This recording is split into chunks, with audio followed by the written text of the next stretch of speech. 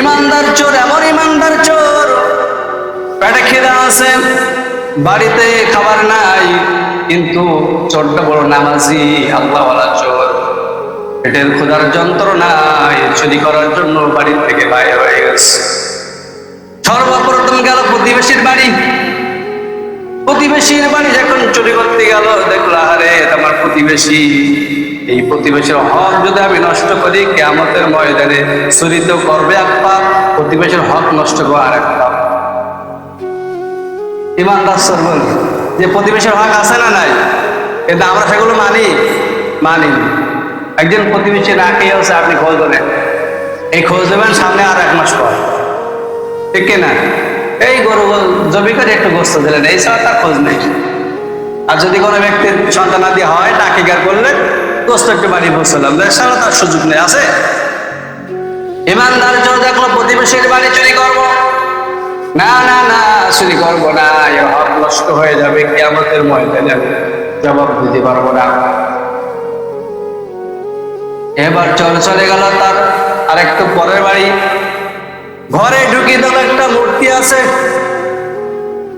তাকাইয়ে দেখলো যিশু খ্রিস্টের একটা মূর্তি। বলে তো খ্রিস্টানের বাড়ি, আমি একজন মুসলমান এই খ্রিস্টানের বাড়ি চুরি করবো, এটা আদৌ সম্ভব নয়। চলে আসো, আমি একজন মুসলমান খ্রিস্টানের বাড়ি চুরি করবো। পরের রাতে চলে গেছে আরেকজনের বাড়ি চুরি করার জন্য। যেই দেখলো এই যে 10 হাত, কি কয়, হায় হায় আমি মুসলমান, হিন্দু বাড়ি চুরি করবো, তা হবে না। আগে ছিল একটা মূর্তি, এখন তো হাজার। চোর আমার ব্যাগে আসলো যে আমি প্রতিবেশীর বাড়ি চুরি করতে পারবো না, খ্রিস্টানের বাড়ি চুরি করতে পারবো না, হিন্দুর বাড়ি চুরি করবো না। এবার এলাকা ছেড়ে অন্য এলাকায় চুরি করাতে অন্য এলাকায় চলে গেছে। তো চুরি করতে যে বিয়ে, চোরের বিয়ে। এবার ইমানদার চোর চতুর্থ রাতে যখন পার্শ্ববর্তী এলাকায় চলে গেল, যাওয়ার পরে 2 তলা বাড়ির উপরে যখন উঠে গেল, সে সব কিছু দেখলো। দেখার পরে তিনি দেখলো সিন্ধুকটাও ওপরতলায়। কষ্ট করে ওপরতলায় উঠেছেন। ওপরতলায় উঠি যুবক, নামাজি যুবক চুরি করার জন্য ওপরতলায় যখন উঠে গেল, উঠে যাওয়ার পরে দেখলো একটা সিন্ধুক আছে। সিন্ধুকটা তিনি ভাঙলেন। ভাঙার পরে দেখলো অনেকগুলো টাকা আছে। একটি ব্যান্ডেলের ভিতরে আছে হারাম টাকা, লেখা আছে হারাম টাকা। আরেক ব্যান্ডেলে আছে এটা হালাল টাকা। যুবক তো বড় টেনশনে পড়ে গেল যে কি ব্যাপার, বাক্সের মধ্যে হারাম টাকার হালাল টাকা আসলো কোথা থেকে। টেনশনে পড়ে গেল। টাকার উপর লেখা আছে এই টাকায় যাকাত দেওয়া হয় না, সেই জন্য এটা হালাল নয়, এটা হারাম। আর এটা যাকাত দেওয়া আছে, এটা হালাল। যুবক বললো আসছে তো চুরি করতে, হারাম টাকা নামে হালাল টাকাই। কি বললো? আসছে তো চুরি করতে, হারাম টাকা তো নেবো না, হালাল টাকা নেই।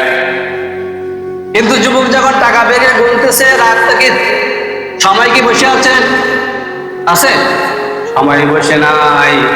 টাকা গুনতেছে, হারাম টাকা গুণ আলাদা করতেছে, আর হালাল টাকা গুণ আলাদা করতেছে। গুনতে গুনতে ফরজের আদান দশ তো মহাবেগ।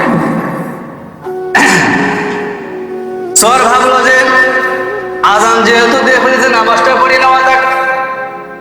আর যদি নামাজ পড়তে যায় তো আজান দেওয়া লাগে লাগে না? যুবক দাঁড়িয়ে গেলেন, আল্লাহু আকবার আল্লাহু আকবার বলে আজান শুরু করলো। বাড়ির মালিক বললো কি রে, খবর কি? জামা দোতলায় মুয়াজ্জিন আসলো কোথা থেকে? বাড়ির মুরব্বী তাহাজ্জুদ পড়ে দোতলায় চলে গেল। যে দেখলাম একজন যুবক দাঁড়ানো আছে। বলে যুবক কি খবর তোমার বাড়ি? বলছে আপনি কে? তা আমি তো এই বাড়ির মালিক। এখন আর জামে পানি আছে? বলছে আপনি নামাজ পড়ছেন কিনা? বলছে না পড়ি নাই। বলে আসেন পড়ি। যুবক বলছে চাচা আপনি একামত দিয়ে দেন, নামাজ শেষ করে তারপর পরিচয় দিন।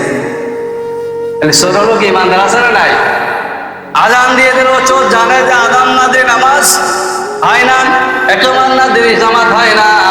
মুরব্বীর সাথে করে নিয়ে এবার মুরব্বীকে বলো মিয়া তুমি একমত দিয়ে দাও। মুরব্বী একমত দিয়ে দিল।